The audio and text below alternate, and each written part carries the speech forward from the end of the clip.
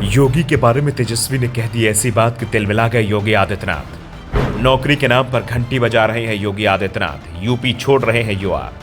तेजस्वी यादव का यूपी के सीएम योगी पर जबरदस्त हमला, बताया असफल सीएम। यूपी में 7 साल में नहीं हुआ कोई भी विकास, पिछड़ता जा रहा है प्रदेश। बिहार के डिप्टी सीएम तेजस्वी यादव ने यूपी के सीएम योगी आदित्यनाथ पर तीखा हमला बोला है। उन्होंने दावा किया कि यूपी के सीएम योगी आदित्यनाथ के राज में यूपी की हालत खराब होती जा रही है। ना तो यहाँ कोई विकास हुआ है और ना ही लोगों को रोजगार मिला है। योगी से जब भी रोजगार की बात की जाती है वो मंदिर में घंटी बजाने लगते हैं। यूपी ने घंटी बजाने वाला सीएम चुना है। अगर काम करने वाला सीएम चुना होता तो यूपी के युवाओं को रोजगार की तलाश में दूसरे राज्यों में नहीं जाना पड़ता। तेजस्वी यादव ने कहा कि यूपी के बेरोजगार अब रोजगार की तलाश में बिहार आ रहे हैं, जबकि योगी आदित्यनाथ सिर्फ घंटी बजा रहे हैं। अब तो यूपी के लोग भी कहने लगे हैं कि हमारे सीएम सिर्फ मंदिर में घंटी बजा रहे हैं और उन्हें रोजगार की तलाश में बिहार आना पड़ रहा है। तेजस्वी ने कहा कि लोगों को बीजेपी के झूठे वादों के चक्कर में नहीं आना चाहिए। ये लोग आपस में लड़वा कर वोट हासिल करना चाहते हैं। भूख मंदिर मस्जिद से नहीं मिटती, लेकिन बीजेपी सिर्फ मंदिर मस्जिद की बातें करती है। ये लोग सिर्फ दिखावे के लिए दुआ करते हैं, सिर्फ वोट लेने के मकसद से धार्मिक विवाद उठाते हैं। तेजस्वी ने बीजेपी को झूठी पार्टी करार दिया। दरअसल अब देश में लोकसभा चुनाव की तैयारियां शुरू हो चुकी हैं और इंडिया गठबंधन को इस बात का डर लग रहा है कि 2014 और 2019 की तरह इस बार भी कहीं बीजेपी देश में धार्मिक ध्रुवीकरण कराने में कामयाब न हो जाए।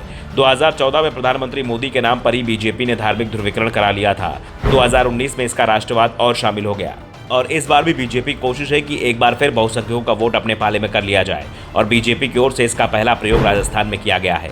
राजस्थान में जिस तरह से कन्हैया लाल का मामला उठाया गया वो बीजेपी का बड़ा राजनीतिक प्रयोग माना जा रहा है। अगर ये प्रयोग कामयाब रहा तो फिर बीजेपी लोकसभा चुनाव में पूरे देश में इसे आजमाएगी।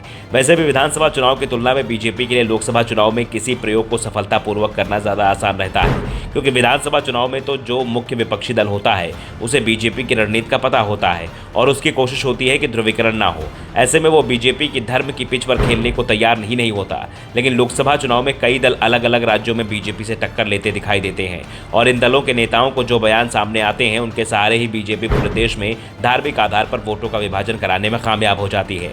और इस बार भी इंडिया गठबंधन की ओर से कोशिश हो रही है कि बीजेपी को उसकी रणनीति में सफलता ना मिले। इसलिए ओबीसी का मुद्दा हो या फिर जातिगत जनगणना का, महंगाई का मामला हो या फिर रोजगार का, विपक्षी गठबंधन बीजेपी को आम आदमी के मुद्दे पर ही घेरने की कोशिश में जुटा हुआ है। और इसी के चलते तेजस्वी यादव ने यूपी में रोजगार का मुद्दा उठाते हुए कहा कि बिहार में महागठबंधन की सरकार को बने अभी 2 साल भी नहीं हुए हैं, लेकिन उसने इतने रोजगार उपलब्ध कराए जितने केंद्र की सरकार ने 9 साल में भी नहीं दिए हैं और ना ही बीजेपी किसी राज्य की सरकार ने। फिलहाल 5 राज्यों के विधानसभा चुनाव चल रहे हैं। 3 दिसंबर को इसके परिणाम सामने आ जाएंगे और इसके बाद लोकसभा चुनाव की तैयारियां भी तेजी आ जाएगी। दावा किया जा रहा है कि 4 दिसंबर को इंडिया गठबंधन में शामिल दलों की बैठक हो सकती है। यह बैठक संसद सत्र की बैठक शुरू होने से पहले यानी सुबह 10 बजे हो सकती है। Bureau report, the such India.